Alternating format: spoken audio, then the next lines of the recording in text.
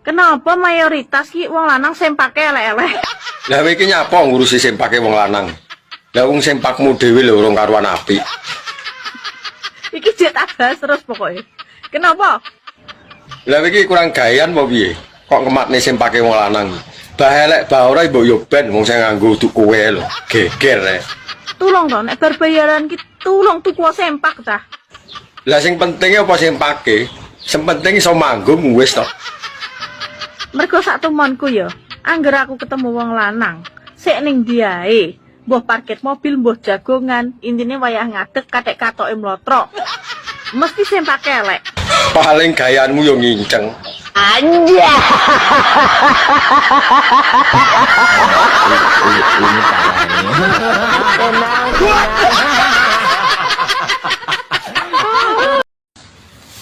Jare awakmu ning kono iki kumpul kebo.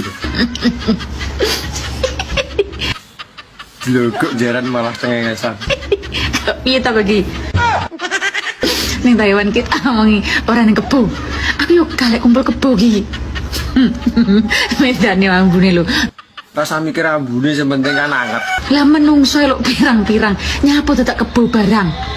Wong pirang-pirang yo nek gelem dikeloni nek ora. Nek kowe gelem ya kumpul kebo.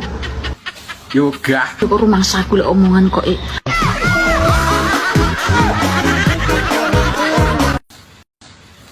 Mbak, aku mbok silono duit to. Ora akeh mur sak juta. Kok nek kirane ra iso balekne aku ra bineng.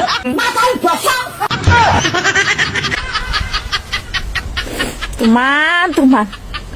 Tuman piye to? Tare yo butuh kok. Wis angel tuturane. Aku iki wonge menak. Munggono gak enek jaminan liya to sak liyane manuk ngono. Lah piye to? Lah wong kuwi lho barang berharga rumangsamu.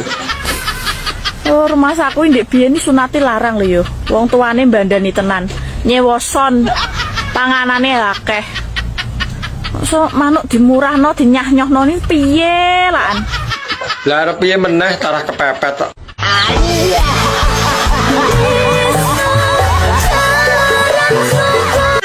Dek. Apa? Kok wis keramas? Berarti wis bar lho.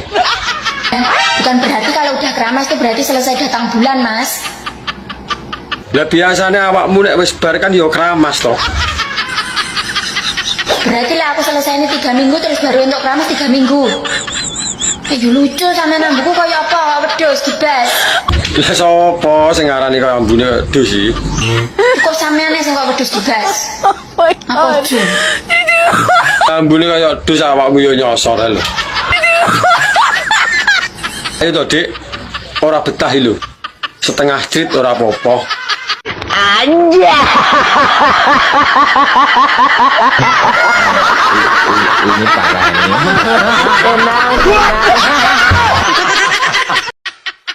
Duh, kok cek di rumah toh ya? Lah arep nang ndi to, Mak?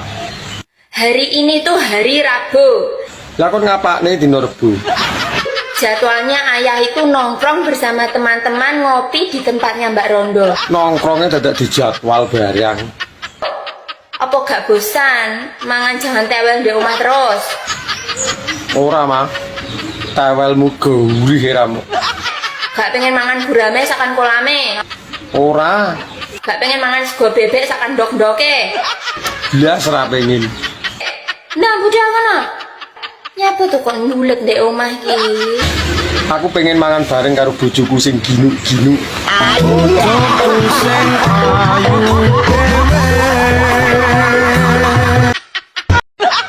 Mbak, milih cawete to tanggo kudung. Ning kene lho pau anase pol. Ben anyep. Menikah kurang dicawet, Mas. Piye to wong iki jane? Cawet kok nganti ra gablek ya. Mungkin ora tau nggih cawet awan bengi. Lah ya ngowoh kuwi lho ora nggo cawet.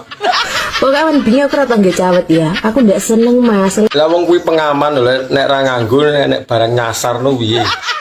Lah ra sida kudungan ki lho. Lek pengen anyep rela lak koloni sayang, ya. Heeh. Anyep apa malah ungkep kuwi. Tayu delengkok jarane.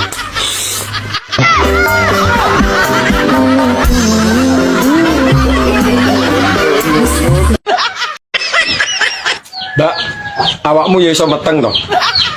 Yo yo aku ki bolong. Tak kira buntu.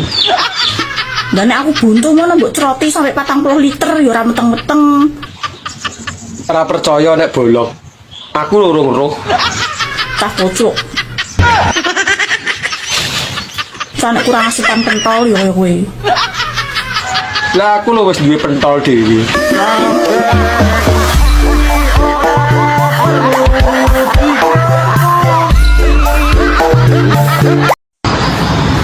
Eling berbuat maksiat itu dosa.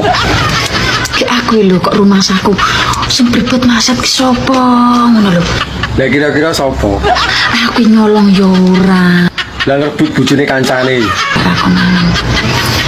Lah dalak tenan to. Terus udo yo gak. Ora mungkin mosok kowe adus ora udo. Kok suruh rumah saku lho kok jarang kok ruwet.